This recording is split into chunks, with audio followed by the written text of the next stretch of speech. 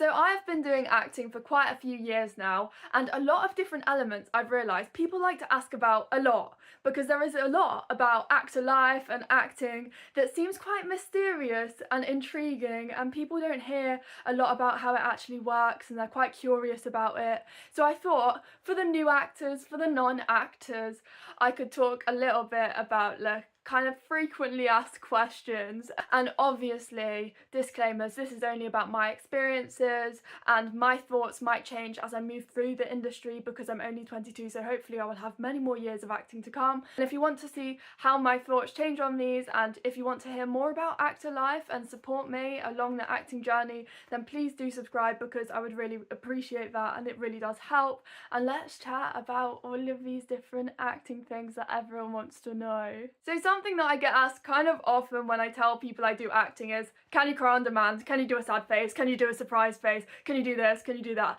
And just like ask me to act and basically mostly like cry or do a sad face on the spot.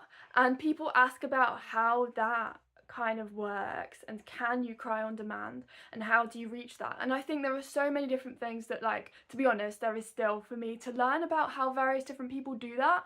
But I think it's not really about just like pulling faces and acting. Like, through my training it's been more about feeling the truth and finding the truth within yourself, because emotions are all physically felt in different places. And I think when I'm trying to play scenes truthfully, like in improvisation exercises, sometimes you can get to an emotional point where if you are really connected in the scene you can feel like you're on the verge of tears. But what we've learned a lot in training and like what's often said is that like people don't want to just cry all the time. Like, people don't want to pull all these sad faces and everyone to see how they feel. So I think acting is a lot about finding the balance between, obviously the audience need to connect with your character, but you don't want to be just like showing the internal emotions all the time, because most of the time like we don't want other people to see us cry, so we're trying not to cry. However, some obviously require you to cry, and I think even like really big actors, sometimes if they have a really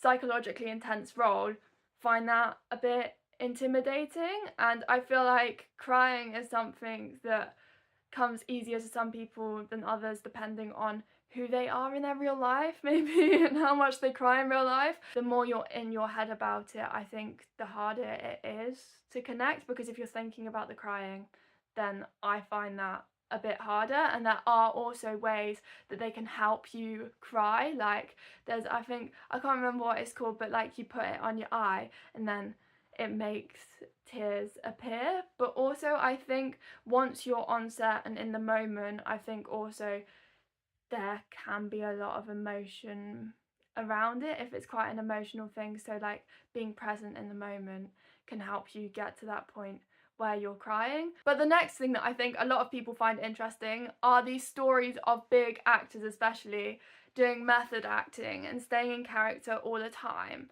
And I think, to be honest, I think that it's a really interesting rehearsal technique that I would like to do as well, because I hear of people who go and do things in public in character, and I think that would be a really interesting exercise to do in order to think more deeply about the character and make the character feel more of a whole person. And that's something that I haven't really done in a rehearsal process before, but I'd like to do that with other actors in a project and go out in character. But I think on set as well, people ask about that, like, should you be staying in character in between takes? But I think this is something that I have a debate with myself about what I want to do, because I don't want to be inconvenient to the crew, and I think there are lots of different people trying to do their jobs on set. So it's about finding the balance, I think, with this, because if your method acting and you staying in character is going to inconvenience other people and their jobs, then that's an issue. But also I think we shouldn't really be judging anyone, because if that's how they're going to get their best performance, then that can also be a good thing. But some examples of method acting that I've experienced is like people saying, oh, for 20 minutes I'm gonna have to be a bit horrible to you because my character's being horrible to you. And I think sometimes you have to respect the process in a way, but then also, would that get them into trouble on a bigger set? I don't know, like, I have a lot of questions about these things, to be fair. I think it's a really interesting topic for me personally. Maybe you don't agree, but I think it's quite interesting to think about how much you want to stay in a role, because I know some roles are like really intense as well. And do you want to spend an entire day, and like if you're doing a long project, you want to spend like 12 hours a day in this kind of intense physical stress? Because I think often people can think acting is acting and it's all fake, but actually if you are connecting to emotions, you're feeling them physically, and it's confusing like biologically for your body to like feel that in your breath and feel like in your stomach and in your gut this kind of anxiety if your character's like really like going through a lot, and putting your body through that level of like stirring up emotions.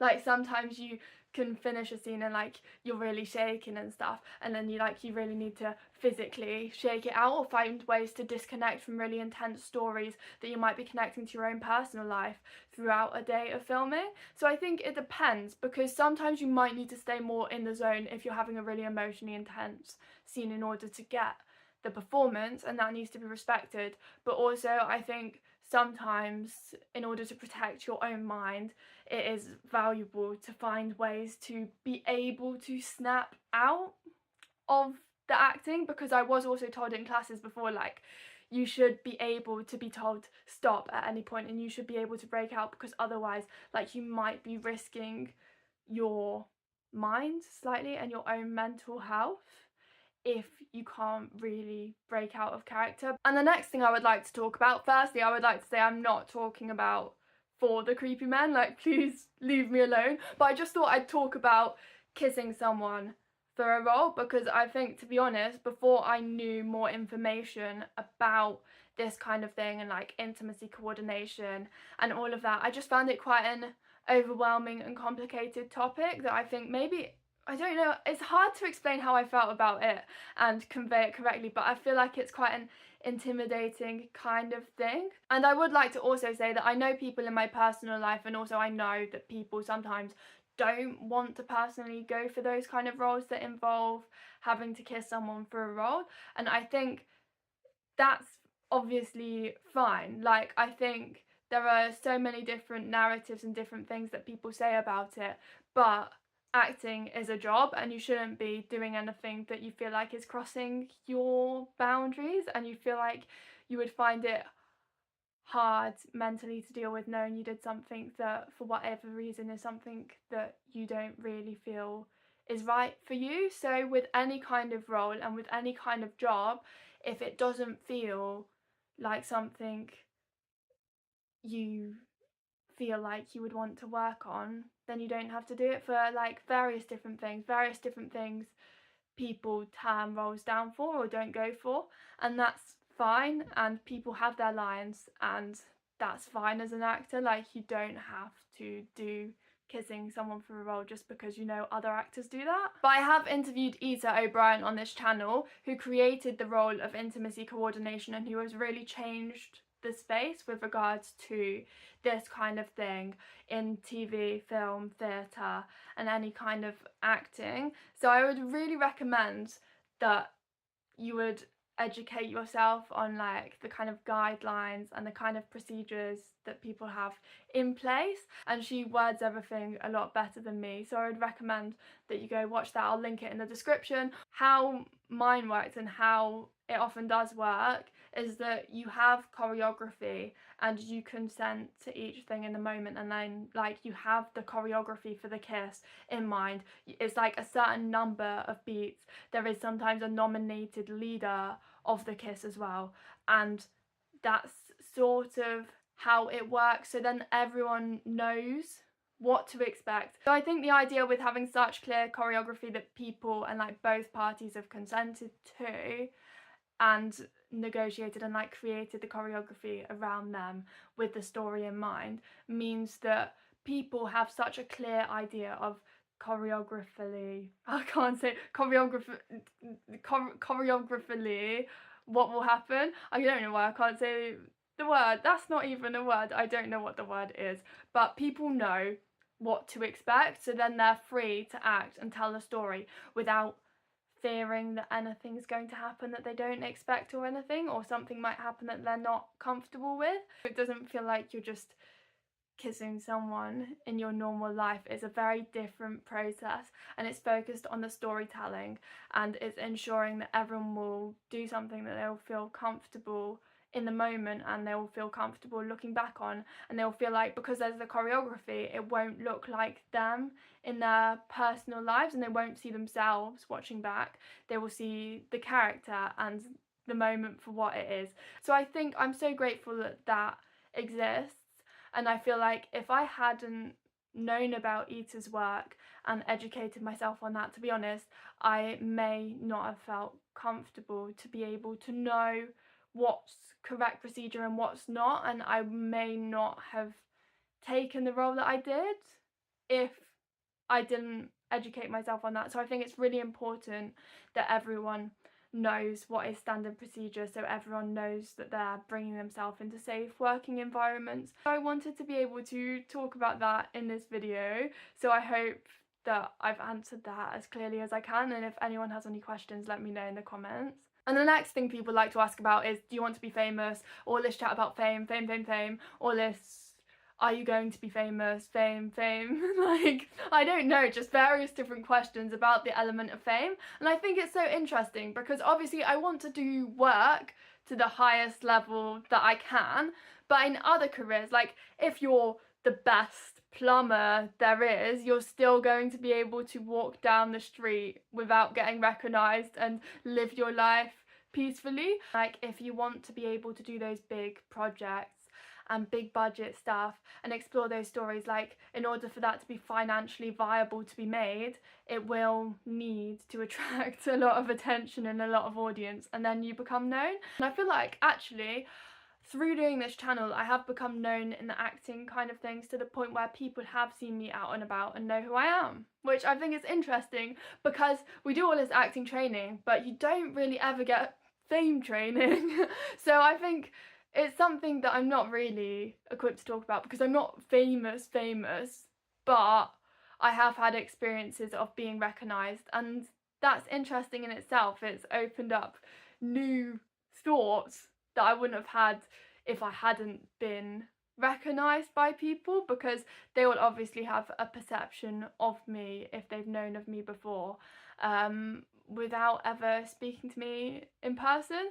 So it's something that is obviously therefore complicated and a lot to navigate. So I'm trying to make sure that whenever I am known by people, I handle stuff respectfully and in the right way and all of that. But in order to answer the question, am I doing it for the fame? No. And I feel like I could spend this video explaining all the different dangers of fame and potential complications, and I think it's something that you really need to handle carefully in being known. And it's something that even now, like, people have recognized me out and about, so I have to think about my personal safety in, can I like live safely publicly, like, because I don't know who these people are who know who I am. So, and obviously numbers and being known does help, and being a big name in the industry does get you roles, and sometimes people get moved out of roles if they need a bigger name in order to sell something. So I think that's the way that the industry sometimes goes. Like, sometimes they want to bring in new talent and like even non-actors into projects because they have that kind of raw, gritty truth to their performance, because they're not like overly polished and overthinking acting, and that's quite interesting as well. But I think that fame is an interesting topic and it brings a lot of benefits, but also it's complicated. So that's my thoughts on that. If anyone has any thoughts or experiences on these topics, then please leave them in the comments. I'd love to hear from you. I love reading through the comments. And also, if you have any other videos and topics that you want to hear me talk about, then please do leave them in the comments. And thank you so much to everyone for watching. I really do appreciate it. Thank you. Bye.